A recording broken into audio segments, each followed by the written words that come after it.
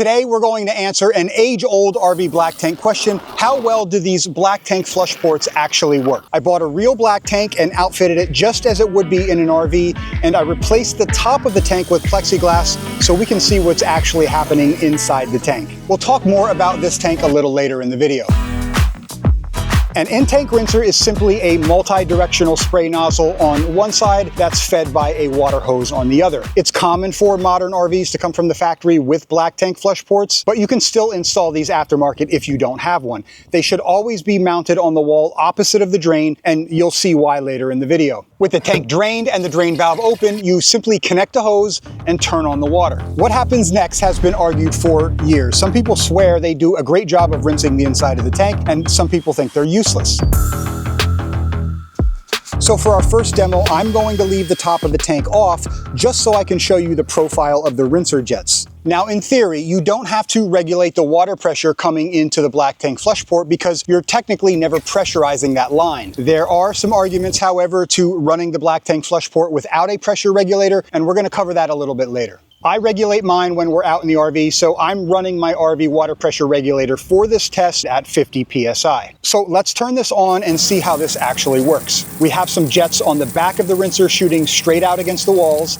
There's a couple jets shooting down to the left and right of the nozzle, as well as up to the left and right of the nozzle, which with no top you can see is hitting my garage. We also have a jet shooting straight at the opposite wall. Now, black tanks come in all different shapes and sizes. In travel trailers, they are usually long in length and short in height. In some fifth wheels and motorhomes, they can be narrow and tall. So the spread on your rinser will depend on not only your tank size, but also its shape. Like black tank sizes and shapes, there are different brands of rinsers. I chose this rinser from Volterra because they are owned by Dometic, and Dometic is a very common company used by the OEMs. But worth noting, results may slightly vary. So let's put the top on and see what this will actually look like inside an enclosed tank. Nothing's really changed, but it is easier to see now with the top on how much coverage you actually get on the top of the tank. Okay, before the next demo, I want to explain this black tank setup. Knowing that black tanks come in different shapes and sizes, I searched, found, and entered 92 different black tanks that OEMs are using into a spreadsheet. The spreadsheet contains the tank capacity and all three dimensions. I included RVs of all sizes, travel trailers, fifth wheels, toy haulers, class A, B, and C motorhomes. Of all those tanks, I got an average capacity of 40 gallons, but I went a step further. Using the spreadsheet, I came up with an average length of 34 inches, an average width of 21 inches, and an average height of 13 inches. After a little more math, the average black tank width is about 64% of its length. The average height of a black tank is about 38% of its length. That may be a little confusing, but if you took all the RV black tanks on the road and sort of morphed them into one tank, you would get something that looks extremely close to the shape and size of this specific tank. I think it's a good average for what we're seeing on the road. In addition to that, I've installed working tank sensors, a gate valve on the output port, a couple bends in the termination pipe just as there would be in an RV. There is a vent on the top so the tank doesn't pressurize, a flange and pipe to represent our toilet, and when we're not using the toilet, I'll have a removable cap on the pipe to represent the watertight seal of the ball valve. The tank is level and it's mounted at the same height off the ground as it would be mounted in an RV. And finally, most important, it's a real polyethylene resin tank. And because this tank is finally built, there's going to be a lot of tank test videos coming on the channel. Now, eTrailer is not sponsoring this video, but I want to thank them for sending me some of these supplies to build this tank. I'll put a link to their site down below. For our demo, the black tank will be drained because we obviously want the water to spray against the tank. You can absolutely use a black tank flush port to backfill the tank, but once the water level rises over the nozzle, it's not going to rinse anything. The black tank drain will also stay open while the rinser is running, so the tank remains empty. I am not using real human waste. Imagery of bodily fluids and waste is a YouTube community guideline violation. This video would probably be deleted within a day. Even if I used real waste, this test would not be 100% accurate either. Everyone has different diets, medications, gut health, and overall general health. A black tank is emptied less often when 2 people are using it versus 5 people, and because water breaks down waste over time, the consistencies would be different. I'm using a recipe that NASA uses is to create synthetic waste for systems testing. It involves cellulose, yeast, peanut oil, and a couple other ingredients. I also added some corn for good measure. NASA will also use things as simple as peanut butter and pumpkin pie filling as a simulant to test different viscosities. How things move and interact with water can be demonstrated using what's called mechanical entrainment and fluid dynamics test methods. In both of these tests, using substitutes similar in size, shape, weight, buoyancy, and texture are far more important than the actual chemical composition. All that said, this recipe is actually similar in chemical composition. Per the folks at NASA, the formulations are designed to be representative of water holding capacity, chemical composition, and consistency of the real stuff. It may not be a 100% perfect test, but I feel the substitutes we're using will provide very realistic results to show us what a black tank rinser is capable of doing. To accurately show you how well a black tank flush port is going to work, we need the inside of the tank to look as if it were just dumped. So I'm going to start adding water, toilet paper, and stuff to the tank. In the interest of accuracy, I'll add throughout the day just as a family of 3 would use and flush the toilet throughout the day. Remember, water breaks things down over time, so it won't be accurate to just immediately fill and then dump the tank. Once the tank reaches around 75% capacity, we'll dump the tank and run the rinser. The tank will be covered from UV exposure just as it would be under an RV. Okay, our test tank is filled to roughly 75%, which is around where you would normally dump it in real life. We can let her rip and I'll pull the top off after it's drained so we can take a closer look inside the tank. The tank is done draining. Let's remove the cover and take a look inside. What we're seeing here is actually normal. I think what we picture in our head on how a tank drains is very different from what happens in real life, and there's a couple different reasons for this. 40 gallons of water weighs about 330 pounds. On top of that, these tanks are fairly flexible. That weight over time flexes and creates low spots in the tank. So I'm currently doing some plumbing mods on our trailer. This is the fresh water tank. The drain is open and it's obviously done draining. So I'm willing to bet if I push on the middle of my fresh water tank, you're going to see water come out of the drain. Torricellis' law is another reason tanks don't drain completely. The greater the height of water above the outlet, the faster the water exits, which also means as the water level lowers, the water drains slower. That flow reduction alone is enough to leave stuff in the tank, but when the water level lowers, you also have friction against the bottom of the tank, increasing what's left behind. Now it's worth noting, we use a lot of water. We flush for 10 seconds immediately after using the toilet. Some of you may use more water and have less stuff in the tank. Some of you may use less water to flush and have a higher ratio of waste left in the tank. There's a lot of different variables, but I think this is very realistic to what you would see after you dump the black tank. So I'm going to put the top back on and run the rinser for 1 minute. The most obvious difference is how it pushes the liquids out of the tank. This is why I mentioned earlier that the rinser should be on the opposite side of the drain. The rinser also did a great job of cleaning the residue off the 3 walls it shoots against. Now, it did not move the solids that were left in the tank. It did not clean the toilet paper off the tank sensor. I think it does a decent job for only 1 minute of rinsing. A lot of stuff heading for the exit, but just didn't make it there yet for the reasons we mentioned earlier in the video. Let's put the top back on and this time run the rinser for an additional 4 minutes, which will give us a total of 5 minutes of rinsing. Continued improvement here. Compared to our before photos, there's even more dirty water gone. This middle area with corn and solids has been cleaned up, so that's definitely an improvement. We still have toilet paper on the sensor and 2 large wads of toilet paper and stuff in the middle of the tank, but no doubt a cleaner tank. The lighter solids, aka the corn, has been moved closer towards the exit. Next, we're going to run the rinser for an additional 5 minutes to see what the tank looks like after a total of 10 minutes of rinsing. We're still seeing improvement, although I think we're starting to finally see what the jets will and won't move. Almost all the liquids have been replaced by clean water at this point, leaving mostly solids. This area here is cleaning up. While slow, I think a couple more minutes would get that out. Still some trouble with the heavy solids. These were probably the last to go into the tank during the filling, since it doesn't seem the water has broken them up yet. And we're seeing slow progress, but progress nonetheless in the area directly below the rinser. We could probably run this for 30 minutes and clear most of this out, but I think we're at the point now where a full refill and redrain would probably be a better use for that amount of water. Now, we're not done yet. I got 2 more tests I want to run.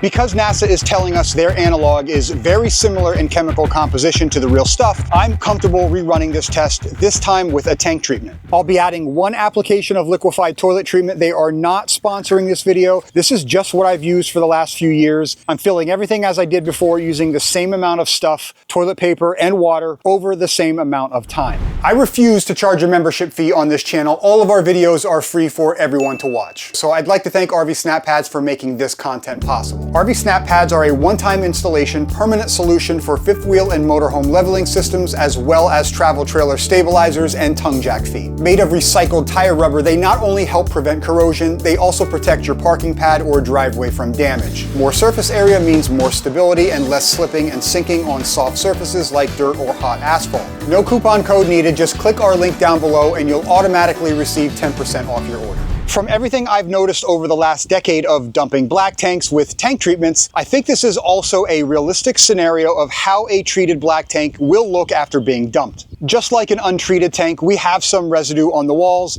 and we can see corn is putting up a good fight against our treatment, but we have very little solids. I'm guessing what we do see is the last stuff to go into the tank, and the treatment just didn't have much time to break it down. We also got lucky this time, no toilet paper on the sensors. Okay, let's test the rinser on a treated black tank. Same thing here, we'll run it for 1 minute, and again for 4 and 5 additional minutes. Pretty consistent performance with the rinser. It's still moving liquids out, still having trouble with the solids, and still cleaning the walls, except for this one spot right here. This is what you're gonna see after running the rinser for a total of 5 minutes. Almost all liquids have been replaced with water. The corn and solids aren't budging though, but we were able to get the toilet paper off the wall this time. And this is what you're gonna see after running the rinser for a total of 10 minutes. Look, I realize this is not a treatment versus no treatment video, but we are seeing two things. Liquids are easier to get out of a tank than solids, and a black tank rinser is definitely more effective on liquids. Okay, let's compare everything. I think in a treated tank, we're also seeing diminished returns at the 10-minute mark. Again, maybe a 30-minute rinse will continue to move things out, but 30 minutes of water would probably serve you better by refilling and redumping the tank. Something we're definitely going to test in future videos. Okay, one more test. We know the black tank flush port works pretty well when the tank is wet or has just been dumped. For this test, I'm cleaning, drying out the tank, and putting the remainder of our substitutes in the tank. A little peanut butter on the floor and the opposite wall of the rinser. More of the runny NASA analog. Tara wants to fake poop out of the fridge, so we need to get rid of this. The rest of the corn, our pumpkin pie filling. And you know, I always wanted to be on Double Dare when I was a kid. I'm gonna let this dry out and bake into the tank for a couple days. For those of you who haven't rinsed your tank, either with a black tank flush port or by backfilling and redumping the tank, there's a good chance you might have some dried stuff in your tank. Maybe you bought your RV used. You just don't know how well the previous owners maintained your tanks. Whatever the scenario, this test is for you. All right, it's been 3 days of this stuff sitting in the tank, drying out with no water. Let's take the top off. Yeah, it's definitely dried out and it stinks pretty bad, even with little or no moisture. So I'm gonna run the rinser for 3 intervals of 5 minutes and we'll take a look at the results when that's done. Okay, we already knew the rinser is less effective on solids, but dried solids, to be honest, the rinser is no match. The only considerable progress we saw is right here where the jet directly hit the wall, and this is only 3 days. Imagine how ineffective this would be on a tank that's been dried up for a month or even a year or longer. This is why it's so important to rinse immediately after dumping and to keep water in your tank. And if you suspect the inside of your tank may look like this, personally, I'd fill it up and let it soak as long as you can. Hopefully that will soften and break things up enough to move out of the tank with subsequent draining and rinsing. A lot of factors will affect how well your tank rinser works, but they do work. We saw very clear proof of that in our tests. So based on what we saw today, knowing what a black tank rinser is and isn't capable of doing, let's take all of that information and put it into a rinsing routine. Step number 1, dump the black tank and leave the drain valve open. Self-explanatory. Step number 2, connect a dedicated black water hose and start rinsing immediately. Even with backflow prevention, it's still important to use separate hoses for black water and freshwater connections. We rinse immediately so nothing dries up in the tank. The test clearly shows the rinser works better on liquids. Earlier I mentioned the argument for running a pressure regulator on the black tank flush port, even though it's not a pressurized line. There's a vacuum breaker on this line to prevent black water from backflowing into the freshwater system. Most OEMs use use a plastic vacuum breaker. I wouldn't say it's a part that's failing in everyone's RV, but it's also not uncommon for some of these to leak. Plus, they're usually not located in areas that are easy to access. There's a couple reasons vacuum breakers can leak. Not something we're going to get into today, but I've always regulated the pressure on this line. I've never had any of my vacuum breakers leak, so I'm going to continue running a regulator on this line. And by the way, I run another vacuum breaker on my splitter for additional backflow protection, and when I'm rinsing, I'll isolate the black water hose from everything else using the valves on my splitter.